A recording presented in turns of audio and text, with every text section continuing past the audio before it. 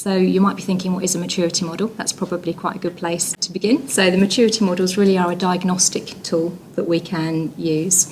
The models have been developed based upon the Deloitte and Touche, so we've got a set of good practice to benchmark ourselves. Is that there are 4 levels. The idea was not to say that 1 is bad, 2 is better, 3 is even now better, 4 is perfect. They're not written like that.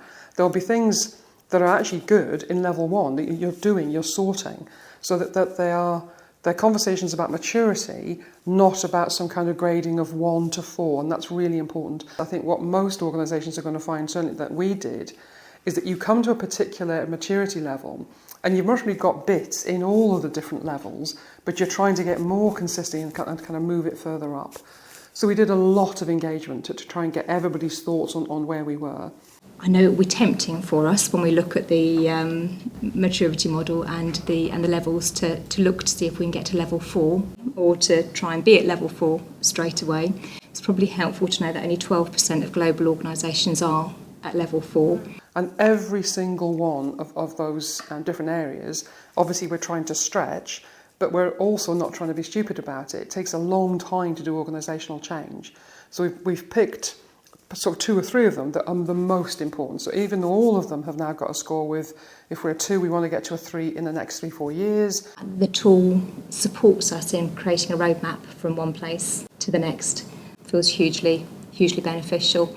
That sharing a good practice across the sector, I think, is very helpful for us. So there will be areas where we are much stronger. If you're doing EDI well, if you're doing well-being, if you're thinking about reward, you're thinking about recruitment, every single individual that you're recruiting right from the outset should have a better lived experience of working in a fire service. And the next step of the maturity models, which is what should be the big organisational benefits, and then tracking them from a maturity model into the benefit for the organisation, for our customers, we call them in Kent, but equally for the individuals who work in. What should we see as a difference? What you see is a number of resources now available to us, and those resources have existed previously. For example, some of the policy work that we've been doing nationally. What this tool does beautifully is bring those into one place. You can see that there are links across the bottom there to a number of tools that already exist. So the coaching and mentoring toolkit, the core code of ethics and the core learning pathways, those links are part of the model.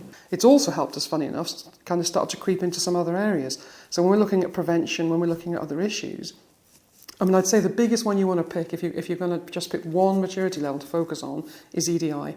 Because then it gets you into thinking about issues of equality of access, for instance, in your prevention agenda. So who are our risk groups? How do we get to them? How do we engage in them? The system will ask us to suggest a review period. Of course, this is not a complete it once and it's done exercise. This is something we will want to keep under constant review. Options 6 months, 12 months, 18 months. One of the things that we were never going to write is no further action. It was never going to be the case. We were always going to try and say, but where's its next evolution? We'll then get this off to the NFCC analysts with a view to getting a report back within 5 days. We'll then meet again to complete our own action planning. So I think that the kind of key to this really lies in the engagement. It really does. Because for us, the most powerful part about it is that sense that everybody has had a chance to say, well, this is where I genuinely think we are. I think the fear for some people here, and indeed I know nationally, was that the inspectorate were going to say, but if you score yourself, a series of 2s, for instance, doesn't that automatically mean that somehow or other you're going to end up having a poorer score in your people column? Now, we've had really sensible conversations with the inspectorate about this, and they recognise that fear, and they're not going to do some kind of mathematical formula about it. What they were interested in, that each fire service was creating a kind of solid people strategy, and their concern had been round 1, that there hadn't been some of that robust thinking that you would expect to underpin a good strategy. So what they're looking for is that whether it's this work that we've been doing or some other mechanism, there is something behind how people have created their strategy, and it hasn't just kind of come out of thin air. So I think what this hopefully will do, it will provide a very solid base for people to say, how am I creating and with whom that kind of strategy that takes us forward for the next 4 years. And that was principally, as I say, what the inspectorate were looking for, not to start messing around with scores on the doors.